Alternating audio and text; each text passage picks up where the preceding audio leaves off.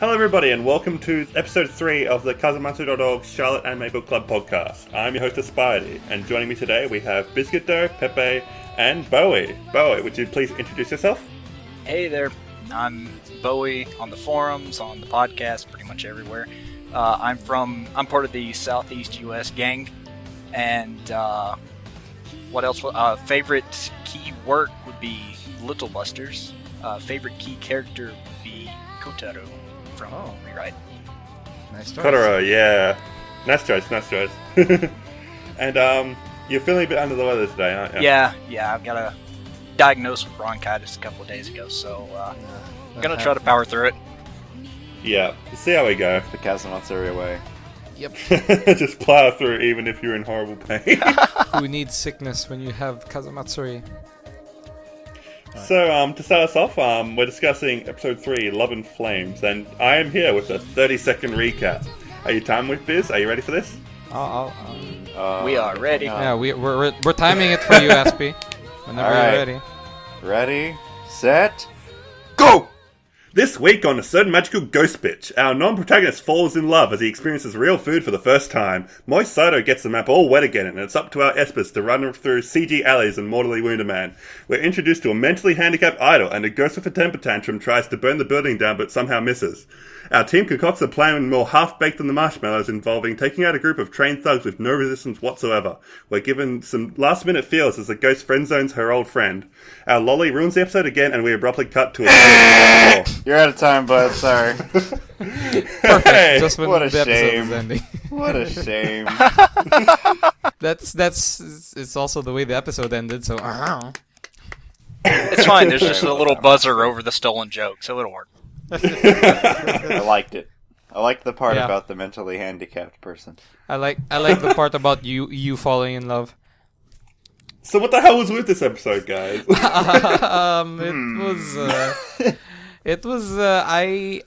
I'll start because I had fun. It made me laugh. It made me excited. It made me excited Did the it way make they you cry? chose. No, it did not make me cry. I don't think I was. Anyway, I enjoyed this episode. Like legit entertained, but I don't think it was well made. Yeah, and I think most people agree. I think we can all agree this is the weakest episode so far. So far, Yes. I just hope it Yeah. doesn't become a habit. Mm-hmm. This is what I've been Yeah. saying time and time again. The time will tell on this show. Everyone's like, it looks pretty good so far. And I'm just like, just wait. Just wait a little bit.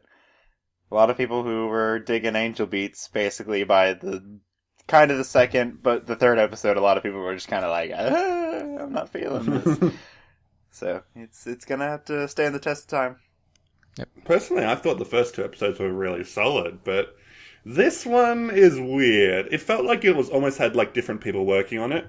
Like you get that case of some anime where like the first few episodes are great, and then there's the next episode which is kind of like in the middle, and it kind of just drops off a cliff. I mean, Angel I Beats remember is like that.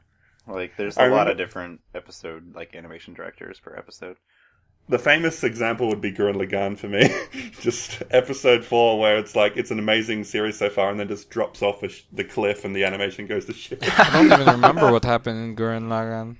Anyway. But yeah, lot of things. like nothing. That's a mental It's block. just a- You probably repressed it, Pepe. Anyway, yeah, so it's kind of weird, like, it felt like there was just no direction at points.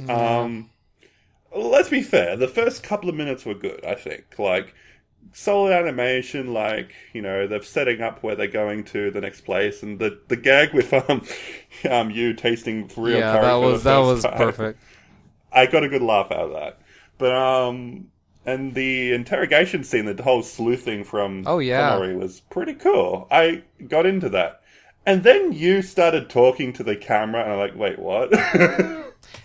My immersion kind of started breaking down. I didn't pay much attention to that actually. Like I don't know. I just felt it was you being all high and mighty by trying out to of talk nowhere. with his back to everyone else. But anyway, Yeah, He was like, Nobody does that. he tells them to stop talking. He's like, wait a second. And he like turns around and looks at it. He's like, so basically what's happening is. Yeah, exactly. just so happens the camera was facing the direction against you. But anyway, Yeah, I never, like, whenever I watched it, I never really looked at it as him, or I never saw it as him, talking to the camera. I just saw it as sort of him, like, turning his back and sort of taking on that smug, oh, look, I figured out something. And, of course, getting smacked down instantly. I'm understanding, right, guys? It's like, yeah, if that wasn't obvious. So then we're introduced to Yusa and Misa. And that's kind of the point where the episode kind of gets pretty bad for me. That's where everything fell for me as well. Yeah. Well, I was about to say, I personally liked the episode until Yusa appeared, and I don't even blame Yusa for it. Like, it's because that's when the writing started getting bad. But that being said, Yeah, like, I'm not a fan of Yusa's personality. lots of people on the forum personality? commented...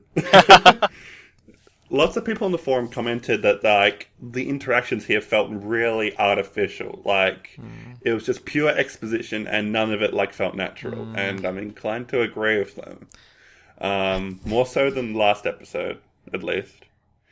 Like, they're talking about Yusa like she's not even in the room. Like, she's just like a 3-year-old eating her marshmallows, and it's just... She might be. I'm gonna say right now, Yusa is kind of an idiot. Why did she eat marshmallows with 2 hands? That's what's bothering you, SP? What? It kind of felt like that Gap was like Bowie. the joke. Like, especially whenever Now starts actually talking to Yusa, she like kind of has like the same tone of voice. It's just kind of like, "Oh, aren't you cute?" Like, Yeah. I did kind of find that funny. Yeah, it was But amusing. Like a help. kid. It didn't help that, Yusa's kind of supposed to be like one of our main characters, and I'm just like, wow, Yeah. this character is very dull. And then Misa Yeah. showed up, and I was just kind of like, what? And then Misa kind of started getting better, and I was like, I like this part. So are you skipping ahead on me, Biz? It's I'm alright. not allowed to mention the It's- Misa part in it's- the Yusa and Misa discussion. There's not much to say about Yusa. Might as well go Yeah, to what we okay. have to talk about, because Misa actually So has... Misa. Yeah, so, she starts off and she's just throwing fire everywhere and just like, what?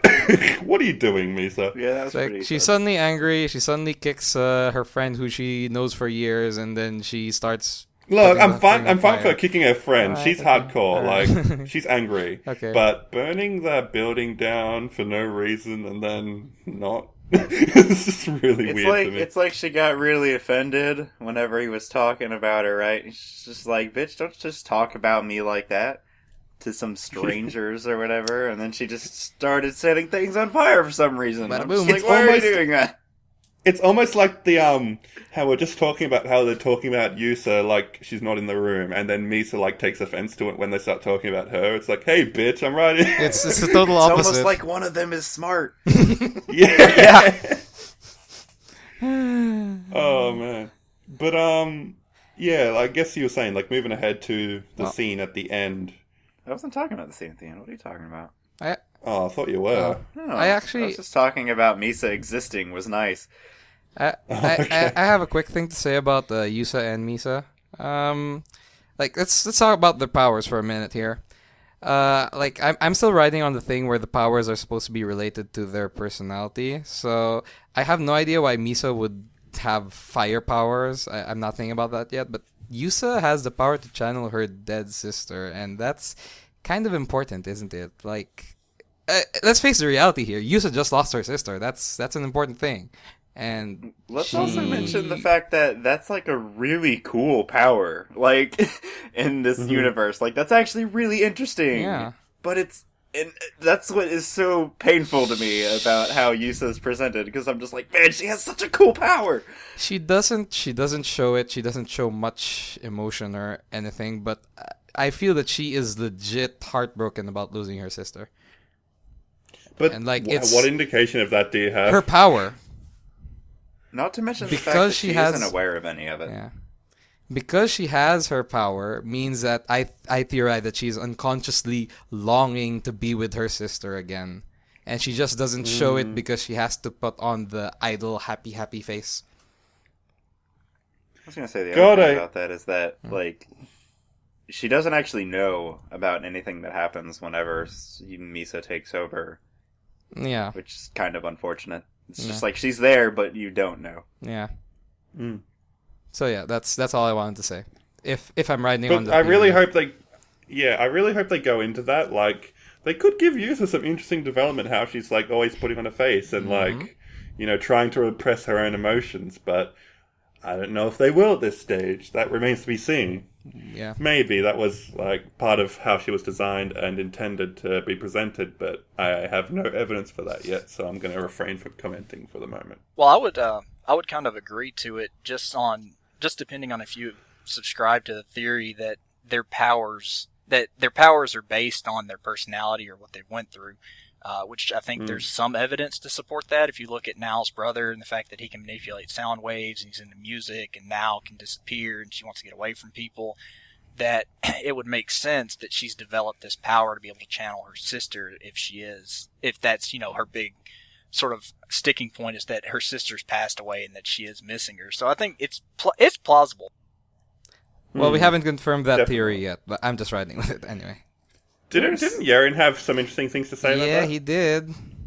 He said how Yarian said on the forum how the power is something in their mind, which is why Misa can still control fire even though she is in Yusa's body. So the powers are not connected to their physical body but connected to their mental state. And how it's kind of they believe in their powers, which is why when they get older they lose their powers, because when they get older they stop believing in their powers, something like that. It was a really interesting theory, and I think he might be onto something, but we don't know. I think he probably is. Yeah. With all the connections to psychology Yeah. and stuff we have, it makes sense. The power does seem very mental more than anything. It's not random. That's what I'm hoping. Then what the hell is Kumagami's power? His backstory. I do not know. Well, we all know his flaws. He has to be wet, so... I mean, there's like weird. That's another strange. What a weird power. But like, there's like you can kind of go further into like how their powers work, and like there's kind of like their flaws are also kind of an important part of what it is. Like, for example, you can kind of take control of somebody because he thinks that he's someone else, but in the end he's still just him. And like Yusa can channel the dead, but I mean, at first you think, oh well, she can't really control it though. But at the same time, she wants to talk to her sister, but her power kind of lets her sister talk, but she can't actually talk to her.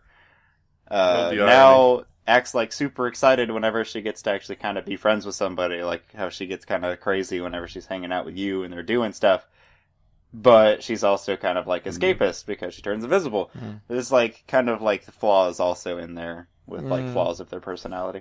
Yeah. Yeah, definitely. So I guess like obviously this episode has drawn to mind a lot of concerns people have for the future of the series. And I don't know, like how are you guys feeling after watching this episode? Like, are you feeling positive or negative, or let's get that out there. I'm feeling neutral. I think it might be a one trick pony is what you call it. I don't know. I'm playing it safe. Yeah. I feel like there were negatives in this episode, but I understand the positives that it has towards the future, and I think that there is still potential for future episodes to be very good. I don't think it hindered it too much. Yeah, I'm If at reserving judgment because I'm choosing to look at this and say it's just a weaker episode, not that it's just bad and it's not really setting a trend, and just saying, maybe it's just a downswing and that, the next episode's going to hit it out of the park.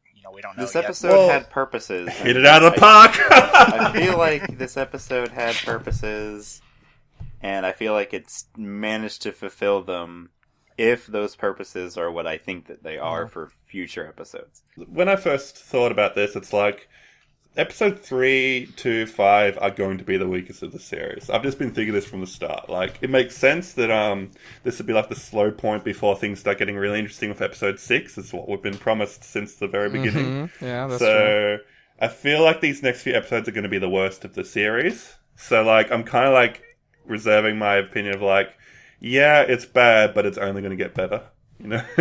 That's a good way. I don't know if this if this is the worst that we're getting, then I can deal. I mean, It's if we're almost addressing issues, then we can at least, or addressing complaints, we can at least try to touch on what what do you guys think the actual purposes of this episode were? For example, we learned a little bit about Misa's backstory, not a lot, just a little bit about her existence and why she's there.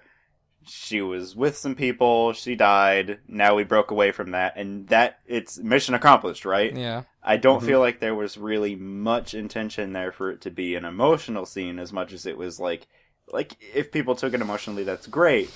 And the premise of it is sad, it's really unfortunate. Yeah. But the real point of the episode is now we know that this character exists and came from somewhere, and now we can move on. So I think that was a success. What was the purpose of having to know that the show is in love with her? I think I personally think that has no purpose. Comparing it to episode 2, where we see about Nao's brother's backstory, and some people were already complaining about that, but I think that had a purpose. This time, I think this doesn't have a purpose. I just thought it was there was a connection. Just I don't like how Yusa and Misa have a connection. There's a connection between two characters. We're not going to see those characters again, and we're just. I think it's there because there needs to be It seems weird to just have you're coming with us. Peace out. Yeah, that's what I'm thinking. It's very unrealistic for that to be a thing. Everyone has ties to things, and it's also kind of a beneficial facet to Misa's character to know that while she may have been kind of a rebel and kind of hung out with different people and wasn't really a big social person, she still had friends. Everyone still has friends, and now she still has a heart. She still has a heart. Yeah, I feel like a heart of gold. Had a lot to do with kind of developing Misa as it gives her a personality. You can also see that she's she treats him very well. She's trying to cheer him up. She's a good person. I feel like there are lots of things that kind of benefited Misa's character there. Yeah, I guess on a character perspective, you have a point. Because without that scene, what do you know about Misa other than we made her look really cool and she got mad and set shit on fire? Yeah. It left you on a good note. Right. I really liked Misa's character here. I really like the fact that they're not shying away from the fact that she is dead and that these people have had a chance to meet with their dead friend again. That's a really big deal. And yes, it was kind of mushed into a couple of minutes of exposition, but I feel it's important that they acknowledge that and not just sweep it under the rug oh yeah, she's a dead person, whatever. And that's exactly why she's not just a tool. That's exactly why I acknowledge it as a good thing and I can appreciate it, because that's what Maida said he was going to do. We have all these side characters, they have stories in place, which is the part that I don't like, but it's also not a focus. We're able to just kind of push on past that. We understand what it was. Let's move forward. Mm-hmm. I personally don't like that, of course, because I feel maybe it would have been better for them to just not have that and just maybe develop Misa in a better way, some other way. I think so too, but anyway... Whatever. I guess it's exactly like I said before, where they're we're going to have these characters that aren't really going to be important to the main story. But why would you want people to form an attachment with a character that's pointless? I feel there's still enough there. You could totally write that whole story. That story could be written, but it's not, and it feels really annoying, and it feels like there was forced cuts there, and that's what bothers me about it. All right. You're probably not wrong, but I feel good. I feel good that they did acknowledge that in the first place. I don't think it would be right if they completely left out that scene altogether. It had value, so I appreciate it, and that's definitely a beneficial side. It's made me like Misa a lot more. So. Oh yeah. Since I'm a very plot focused person, so I didn't consider the character development and stuff. Anything to add, Bowie? We've kind of been stealing the show from you. No, I guess, I wasn't really a big fan of it because of, how quick it went going back to pacing. But, I understand there wasn't a lot of time. But you don't really have time to form an attachment to these characters, so it's really hard to care about the characters, for me anyway. Mm-hmm. But I guess if you're looking at going forward, if Misa's not going to be a prominent character, going forward. And if this is sort of the extent of her character development, then I'm completely okay with this sort of being a wrap-up for her. Huh. That's interesting. Well, we'll hopefully. You're kind of looking see at that a more. wrong way, but I guess I understand where you're coming from. If not more about Misa, we'll probably see more about Yusa more than anything in the future. Yeah, Yeah, we need to see more usage. that's sort of what I looked at the episode as a whole as. Anyway, is it's sort of a stage to set up Yusa's story going forward. That may be the case. So we're kind of running a bit behind time, so let's jump into our interesting observations block. Yeah. Guys, what did you observe this episode? Biz, what did you observe? I saw some just weird stuff. We already talked about the fourth wall thing, which I just thought was really weird. I guess some people don't agree that it was fourth wall, but I don't know. I watched it a few times, and every time I'm just like, he's talking to me. Yeah. I wanted to mention genetics again. I brought it up previously, but if, Misa is in Yusa, so maybe that's what gives her powers, but they are sisters. Yep. So, boom, genetics, you know? Another siblings thing.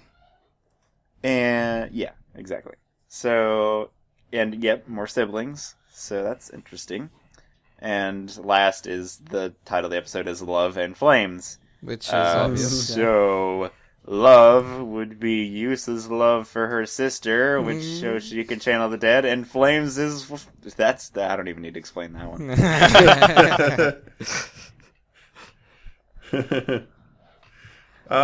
There were lots of more astronomy references in this episode. We had there was a building in the OP named Comet 76, and there was the Comet clock. I saw a little sign that said refrain CD and DVD. That was interesting. I saw that. All those little key references scattered around. I think my observation, I'll stick with the more important one. I observed how the last episode they pretty much ditched the archery guy, but this episode they now seems to be insistent to get Yusa into Hoshi no Umi. So it seems that now has something planned for Yusa and or Misa. Well, I guess they're younger. I have 2 comments. Oh yeah. One, as we just said, Yusa is obviously younger. And the I other see. comment that I have is that other dude's power is pretty fucking useless. That's true. Whereas Yusa and Misa's powers are actually pretty intense. Yeah, that's Yeah, true. that's sort of because if you remember, whenever Nao goes and actually sees him use the power, she's unimpressed by it. She's like, "Oh, really? This is all it's used for? That's pretty worthless." But whenever she sees me, and it may be that she's inviting Yusa, not so much for Yusa, but for Misa. Because remember, when she sees I think Misa so use too, her ability yes. the first time, she just flips crap. Like, holy shit, fire! So let's move on to our predictions for the series and maybe the next episode. Do you guys have any predictions you want to share? I'll start off with my wild prediction that I reckon. Well, I don't think, but a wild prediction is that Nao's benefactor is Sala, the That lead came out of singer nowhere. Zen. Yeah. All right. That character needs relevance somehow. Episode 6, So, my so man. FYI for those who don't know, Sala is the lead vocalist of Giendo. Anyway. Yeah. Oh yeah, that hasn't really been Gotta do established yet. But moving on. My prediction, this is more of a hope, but I hope and predict that there will be some romantic tension between Jojuro and Yusa. Because Jojuro is a bro, he's gonna save her one point or another. She's gonna fall head over heels for him. I know it. Ah. I would love it. That'd be interesting. I don't think anything's gonna happen with Now and You, but I'm hoping for the Jojuro Yusa thing. Okay, interesting. I have plenty of interesting predictions this episode. All right. So, still sticking to crazy evil school stuff. Unless it's broken by this. There's been this trend every episode where we start the episode with you and Ayumi, and at the end of the episode he comes home late and she's all mad at him because he's late.